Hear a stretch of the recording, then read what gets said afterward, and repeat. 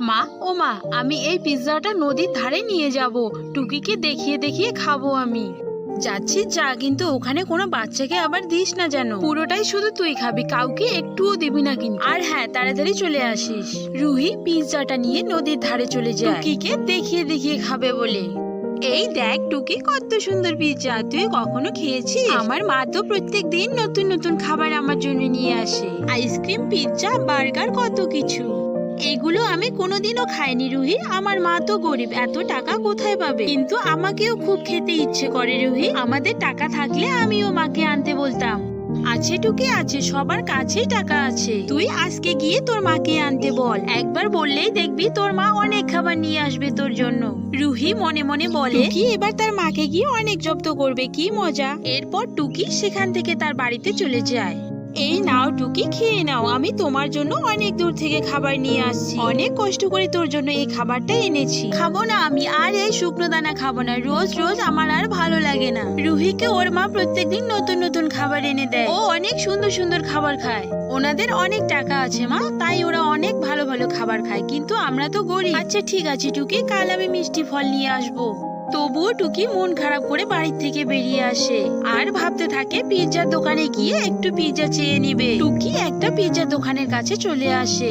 পিন্টু দাদু, ও পিন্টু দাদু, আমাকে একটা পিৎজা দাও না, আমার না খুব খেতে ইচ্ছে করছে, দাও না একটা পিৎজা। তা পিৎজা যে নিতে চাইছিস, পয়সা কি এনেছিস? পয়সা ছাড়া কোনো পিৎজা দিতে পারবো না আমি।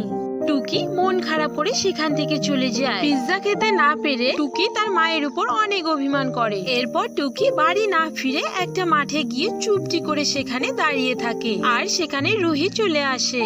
টুকি তুই এখানে? আমি তোকে কতক্ষণ ধরে খুঁজে বেড়াচ্ছি, চল তোকে একটা জিনিস দেখাবো।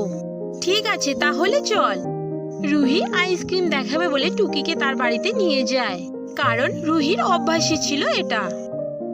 দেখ দেখ টুকি, কত সুন্দর আইসক্রিম, এটা খেতে তো আরো বেশি সুন্দর। তুই দাঁড়াও, হ্যাঁ আমি একটু খেয়ে নি, আমার জিভে জল চলে এসেছে। রুহি আমাকে একটু আইসক্রিম দিবি? আমার না খুব খেতে ইচ্ছে করছে রে, দে না একটু আইসক্রিম, আমি কোনোদিনও খাইনি। না টুকি, আমি দিতে পারবো না, এটা মা শুধু আমার জন্য এনেছে। পরের দিন টুকির মা একটা মিষ্টি আম নিয়ে আসে। দেখ টুকি, তোর জন্য কত সুন্দর মিষ্টি আম এনেছি, খেয়ে নে টুকি, রাগ করতে নেই।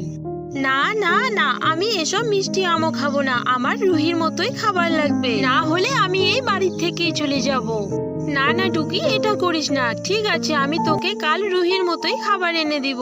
সত্যি সত্যি বলছো মা, তুমি কাল আমাকে রুহির মতোই খাবার এনে দিবে? কি মজা কি মজা, আমি আইসক্রিম খাবো।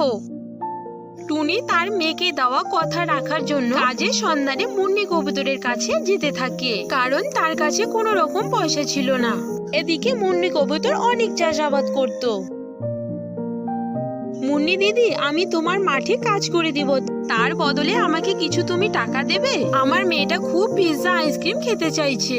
হ্যাঁ হ্যাঁ টুনি, তুমি কাজ করতে পারো, আমি পয়সা দিয়ে দিব, পয়সা নিয়ে একদম চিন্তা করো না। এরপর টুনি কবুতরের মাঠে কাজ করতে থাকে, কিন্তু টুনি মাথা ঘুরে পড়ে যায়, কারণ সে বাড়ি থেকে কিচ্ছু খেয়ে আসেনি। এরপর কবুতর সেখানে খুব তাড়াতাড়ি চলে আসে এবং টুনিকে টুনির বাড়িতে নিয়ে যায়। মা ও মা, তোমার কি হয়েছে? কবুতর আন্টি, আমার মার কি হয়েছে? আমার মা কথা বলছে না কেন কবুতর আন্টি? তোমার মা তোমাকে আইসক্রিম পিৎজা খাওয়ানোর জন্য আমার কাছে কাজ করতে গিয়েছিল টাকার জন্য, হঠাৎ মাথা ঘুরে পড়ে যায়, তুমি কোনো চিন্তা করো না, তোমার মা একটু পরে সুস্থ হয়ে যাবে। কবুতর চলে যায় এবং টুনির একটু পরে জ্ঞান ফিরে আসে।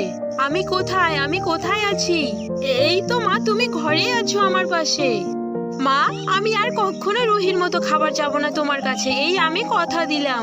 টুকি তার মাকে কথা দিয়ে দেয় যে এমন কাজ সে আর কখনই করবে না।